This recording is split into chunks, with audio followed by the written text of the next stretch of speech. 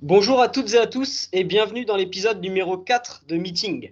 Aujourd'hui, je suis en direct avec un grand sportif. Et les directs, il connaît bien, mais lui, il les donne sur un ring. En effet, il s'agit d'un boxeur professionnel, champion d'Europe dans la catégorie des mi-lourds. J'ai nommé Pierre Hubert Dibombé. Bonjour Pierre, comment tu vas? Bonjour, ça va super, super, super bien. Impeccable.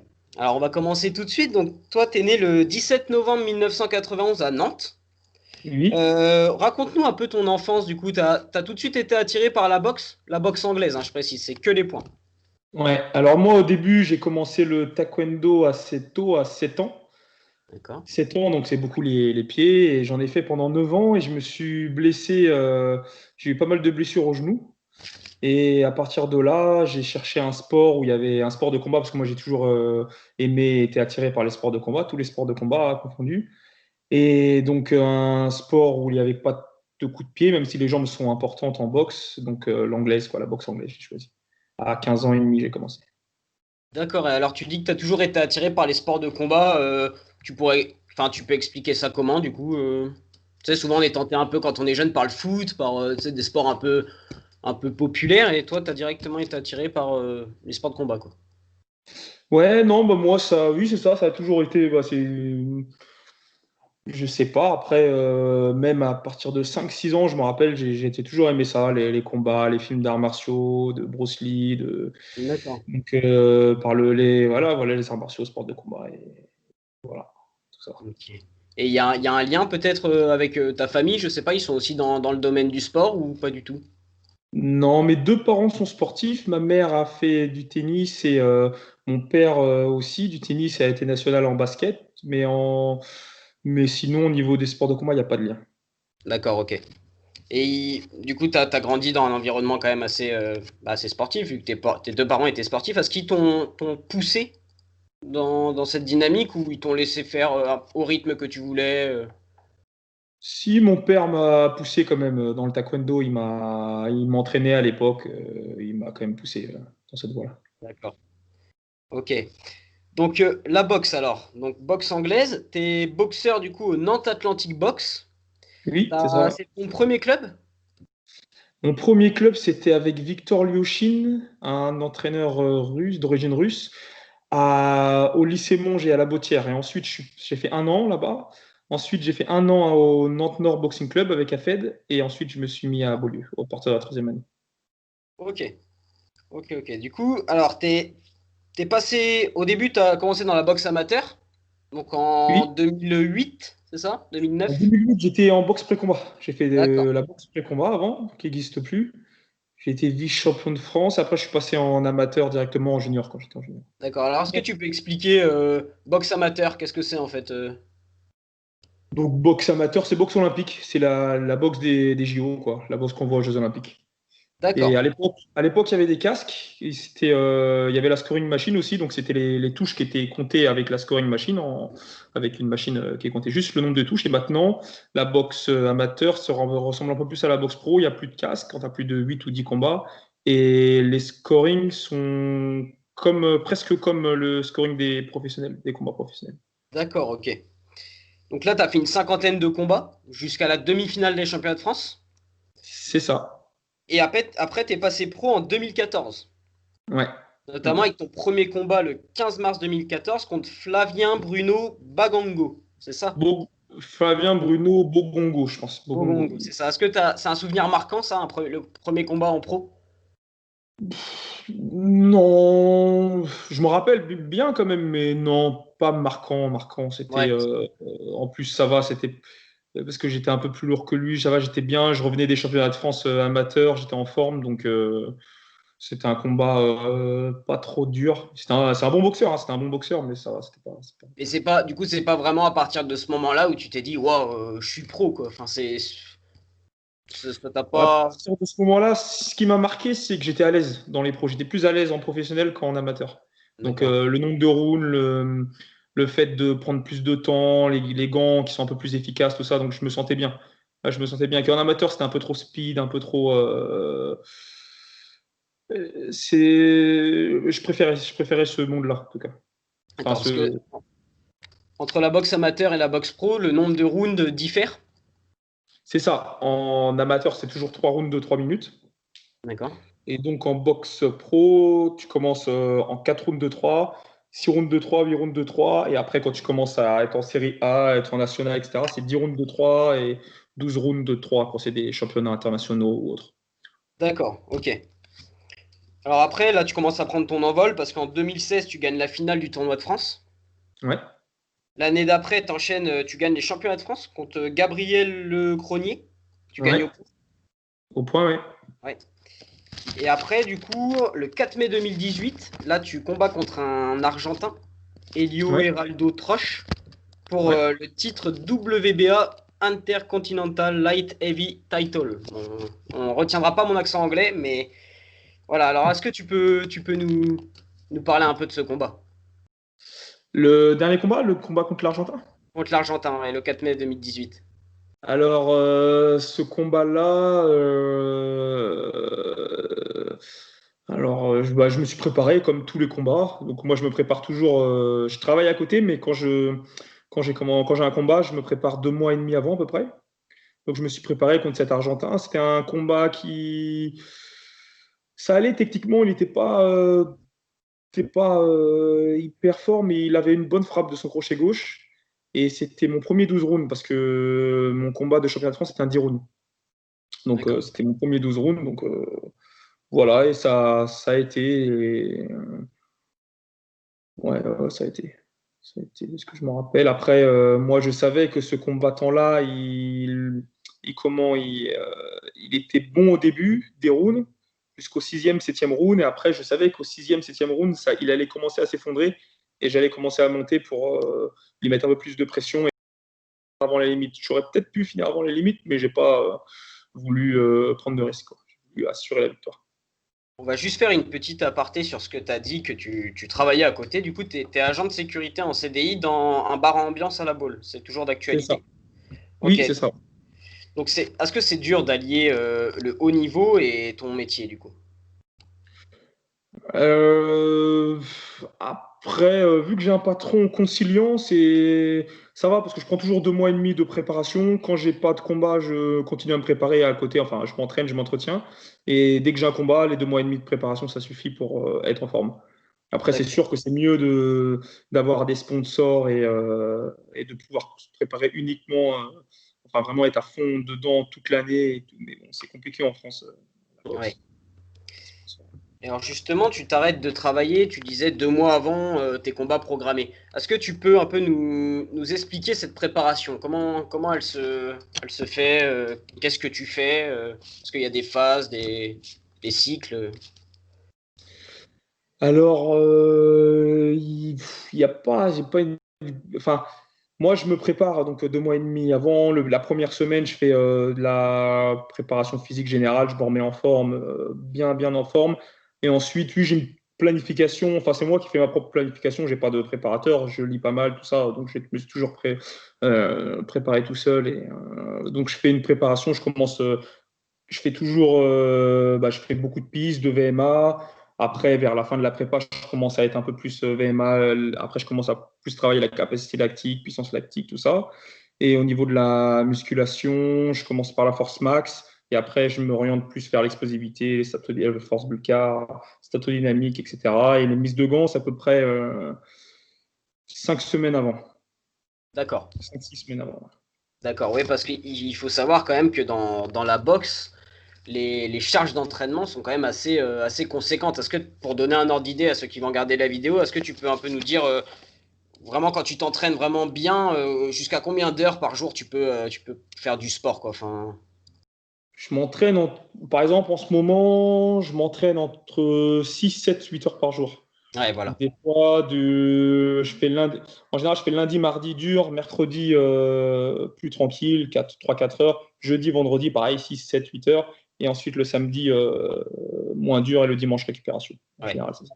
Donc c'est vrai que tu vois, j'ai interviewé avant dans les vidéos précédentes des athlètes qui font de l'athlétisme. Donc tu vois, là, la préparation est très différente parce que souvent les athlètes de haut niveau doublent. Donc ils ont une séance le matin, une séance le soir, mais entre deux, c'est de la récup, des soins, Et là, la boxe, c'est vraiment, quand tu dis 6 à 8 heures, ça paraît dingue, quoi. Enfin, c'est vraiment un sport aussi où le mental est très important, du coup, pour tenir des journées intensives comme ça.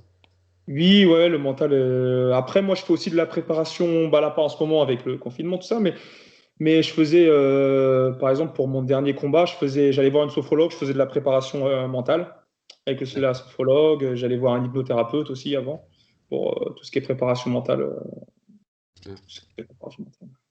Et les soins, est-ce que t'en as beaucoup du coup, je suppose, vu que 6 à 8 heures de sport par jour, si t'as pas de soins à côté, c'est la blessure quasiment assurée, quoi. Du coup, tu fais Bah, attention là-dessus, même à tous les à côté.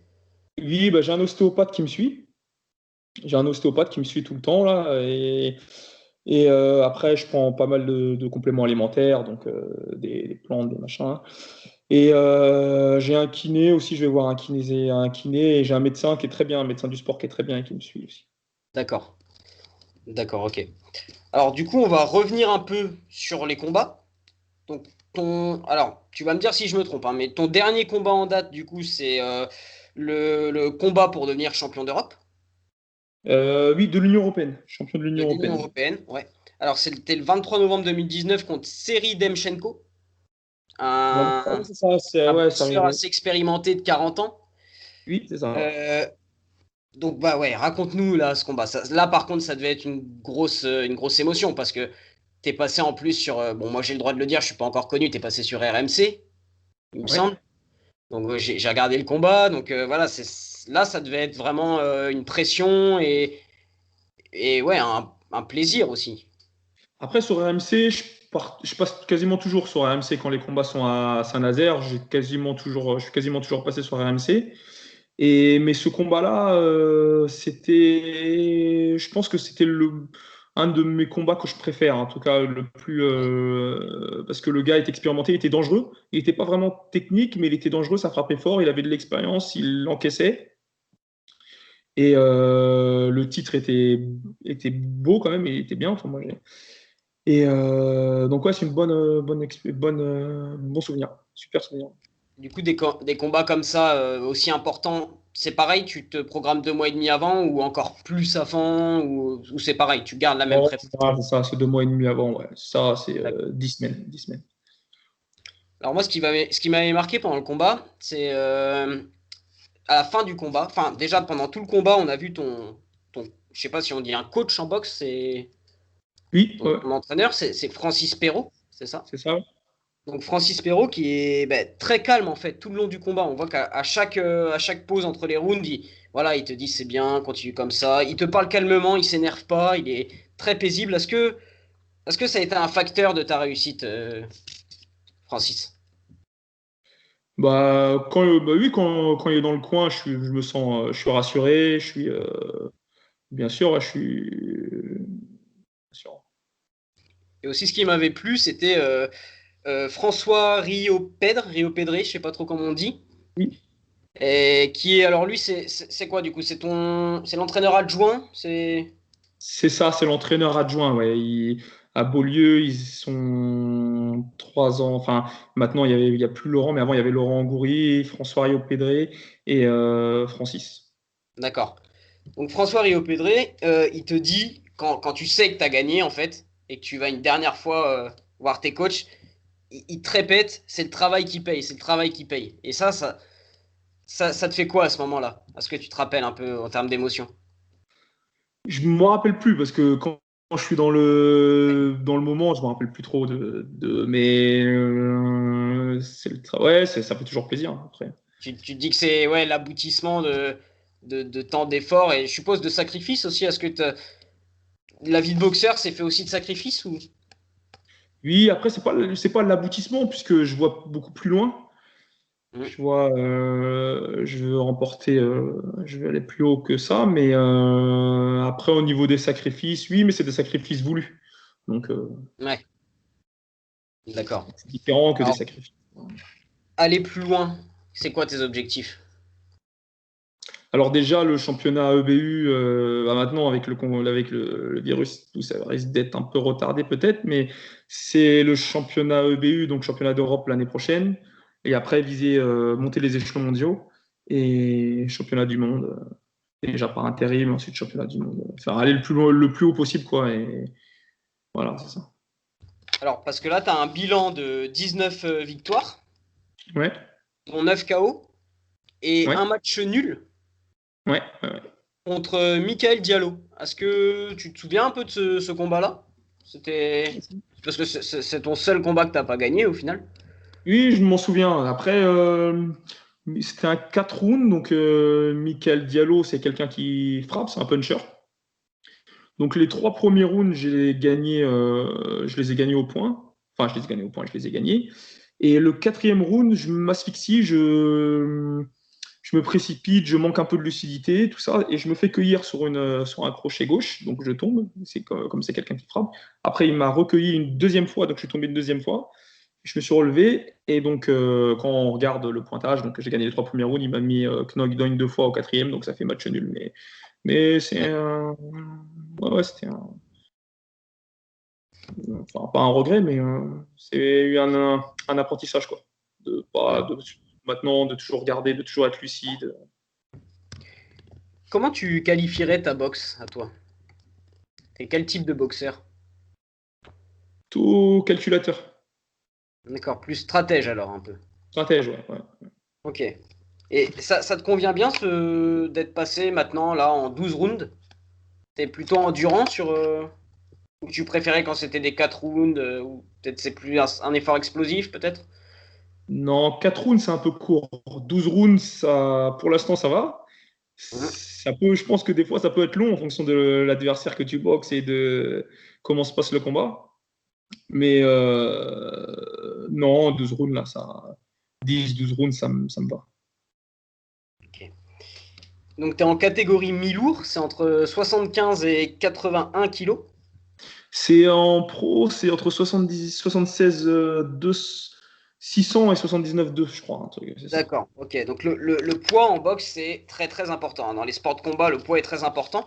Euh, Toi, tu es plus du genre à faire un peu tout au long de l'année, manger sainement, faire à peu près attention, ou alors à vraiment arriver à l'approche d'un combat, faire une diète vraiment drastique pour perdre les kilos. Moi, quand je me prépare, moi, j'ai pas une diète. Enfin, je mange toujours bien. Je mange pas de malbouffe. Je mange mon quota de protéines, mes féculents. Le matin, je mange mes œufs, etc. Enfin, mais j'ai pas vraiment une diète vraiment très dure. Et ensuite, moi, ce que je fais, c'est je fais un cutting d'eau.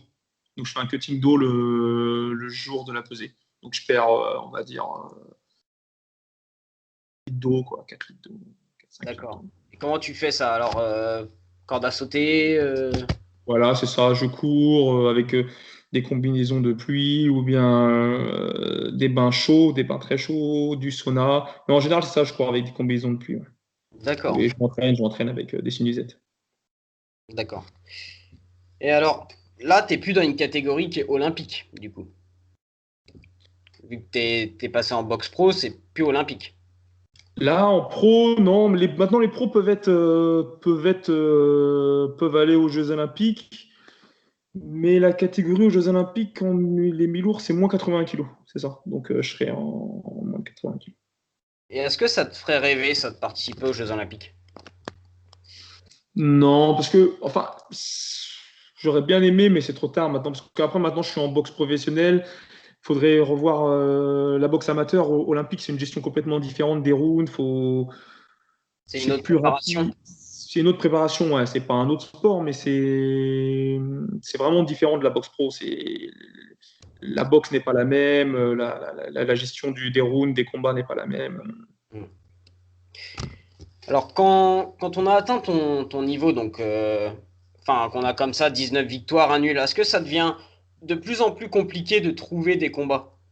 Ou ça va encore, pour l'instant, tu trouves assez facilement? C'est assez compliqué. Après, c'est pas moi, j'ai un promoteur, c'est Gérard Tesseron, mon promoteur, qui gère très bien ma carrière. Donc, c'est lui qui cherche des combats et je pense que ça devient plus compliqué. Les gens demandent un peu plus d'argent. D'accord. C'est compliqué aussi d'en vivre de la boxe alors. C'est assez compliqué, ouais. Et quand tu as des sponsors qui sont là, c'est faisable. Après, sans les sponsors, c'est que par prime de combat. Enfin, moi, je gagne que les primes de combat. Donc, quand tu n'as pas de combat, bah, quand tu n'as pas de combat, t'es pas rémunéré. Donc, du coup, Hmm. je fais un appel aux sponsors aussi, s'il y en a qui écoutent, on sait jamais. Et ça marche comment avec les sponsors? C'est toi qui dois les contacter? C'est eux qui viennent te chercher? Non, en général, c'est eux qui viennent et enfin, ouais, ça dépend. Des fois, Ok. Quand tu montes sur un ring pour un combat en compétition, qu'est-ce qui te vient à l'esprit? Tu penses à quoi? Est-ce que tu es dans ta bulle et tu penses à rien ou tu as plein de pensées qui filent? il y a un peu de tout. Après, j'essaie toujours d'être concentré. Les pensées négatives, il y en a toujours qui viennent, donc, mais toujours j'essaie toujours d'être concentré et de rester au moment présent. J'essaye. Ok. Alors là, du coup, avec le contexte actuel et le Covid, comment elle se passe la préparation? Parce qu'on est un peu dans le flou, on ne sait pas trop si des combats vont avoir lieu, parce que déjà tu devais défendre ton titre le 24 avril normalement, combat C'est qui a ça, ouais. été Ouais, bah oui. reporté. Ouais. Ah ouais, Alors c'est un peu dur de s'entraîner et continuer la même charge d'entraînement sans réel objectif, en tout cas sans être sûr que les combats vont avoir lieu.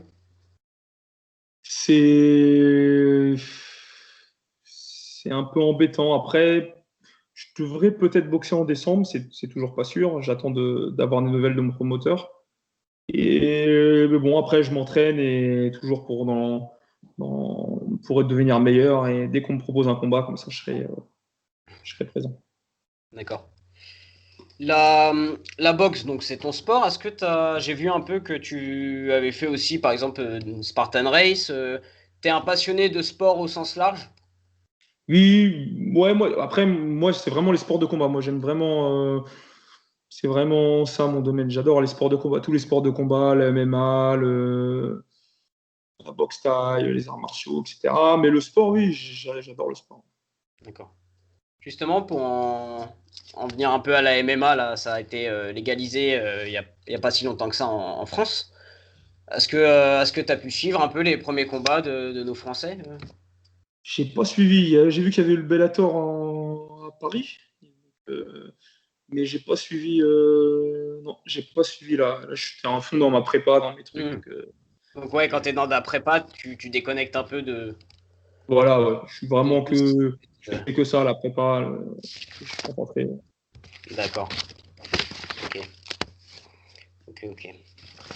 Donc là, ouais, prochain objectif, c'est normalement ce combat à la H Arena en décembre. C'est ça. Ok. À la Bon. H Arena, je sais pas si ça va être à la H Arena. Je sais pas. En décembre, quelque part, mais je sais pas où encore. Il faut que mon promoteur il me dise.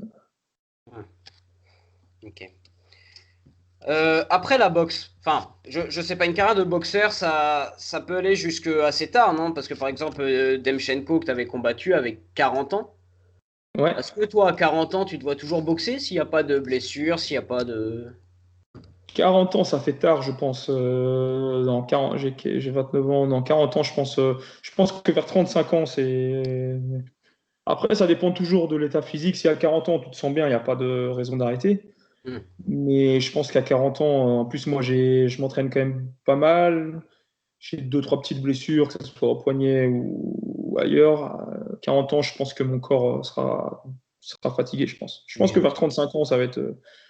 Je pense que ouais, je me vois boxer jusqu'à 35 ans. Jusqu'à 35 ans. Et du coup, après, tu dois rester dans le monde de la boxe quand même?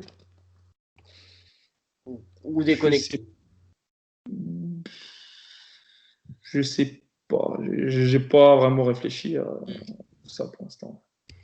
Et pour l'entourage, enfin, notamment pour ta famille, est-ce que c'est dur de, bon, allez, je vais dire de vivre avec un boxeur, mais surtout de le voir partir sur un ring? Est-ce qu'on a peur, par exemple, quand on est ta compagne, on a peur de voir son homme aller sur un ring, prendre des coups, avoir mal. Est-ce que ça fait peur, ça? Comment toi, t'arrives à les rassurer, en fait? J'arrive à les rassurer en étant bien préparé et en étant en confiance et en étant. Je pense que si tu es confiant en toi-même, peut-être que l'entourage est plus confiant. Si l'entourage a confiance en toi, je pense qu'ils sont déjà plus rassurés. Hmm. Ok.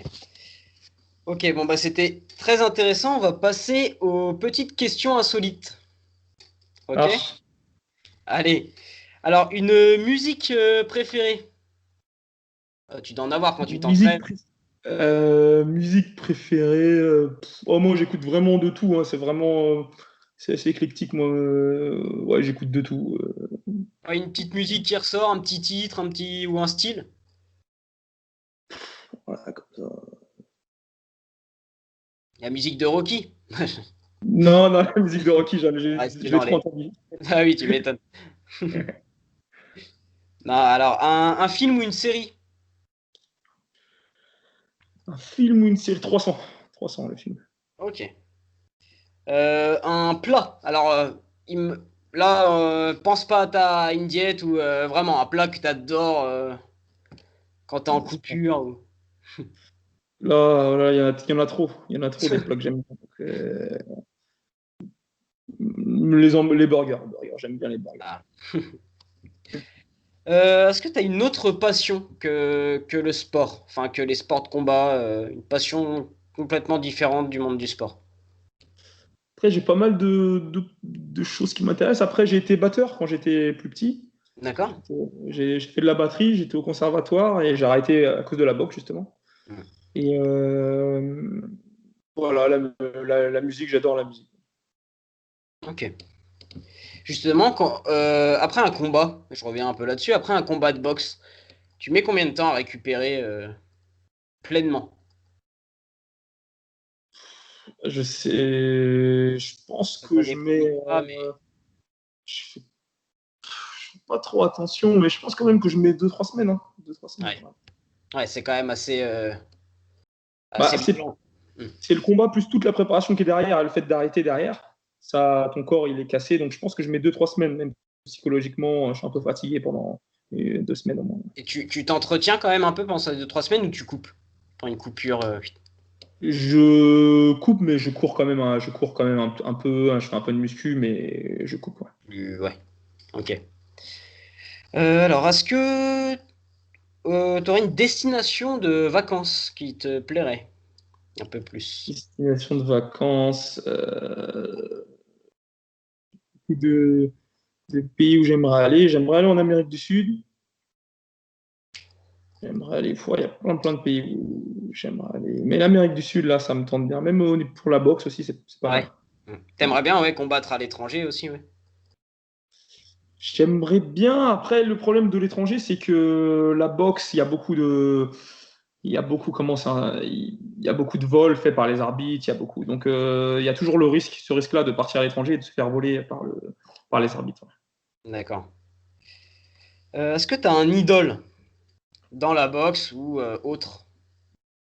Un idole, non, mais il y a beaucoup Quelqu'un de. euh, que tu admires, disons, ou qui t'inspire. Hmm, qui m'inspire. J'ai beaucoup de boxeurs qui m'inspirent. Je regarde beaucoup de combats de boxeurs qui m'inspirent, comme Roy Jones, Sugar Ray Leonard, Julio César Chavez. Là, celui que j'aime beaucoup en ce moment comme boxeur, c'est Saul Alvarez. Saul Alvarez. Voilà. Ouais. Après, il y en a plein d'autres, hein, mais Floyd Mayweather aussi. Ok. Et t'en penses quoi de tout le buzz, toute la hype qu'il y a en ce moment autour de Tony Yoka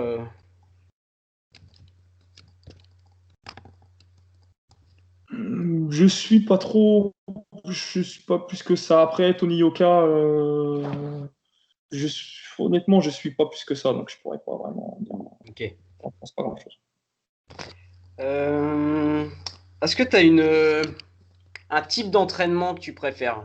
Genre entre la course, la corde, vraiment le fait de boxer vraiment ou... Moi, c'est ça, le fait de boxer, la mise de gants, voilà, c'est ça, la boxe. Tout le reste, j'aime pas forcément ça. Tout ce qui est la Ouais, muscu, je le fais, mais bon, c'est parce qu'il faut le faire, quoi. ouais. Parce que Mais faut faire ce que tu aimes après, quoi. ouais, il y a que la boxe que j'aime. Allez, on finit par deux mots qui pourraient te caractériser. C'est pas facile, celle-là. Non, pas facile, hein. Ou un peu plus, hein, c'est pas.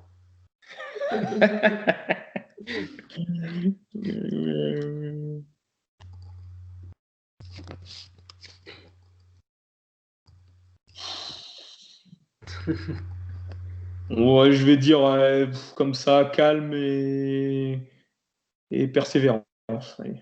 Impeccable.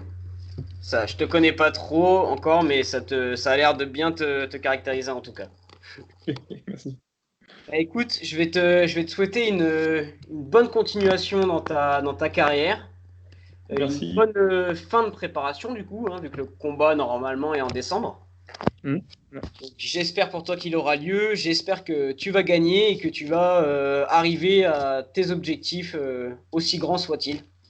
Ah, c'est gentil. Merci à toi pour l'interview, d'avoir pensé à moi. Ouais, de rien, c'est normal. Allez, salut et Oui. j'espère à la prochaine. Et j'espère que Yes, d'ici là, ça m'a- ton taux de victoire aura encore grimpé en flèche. J'espère aussi. Allez, Merci. salut.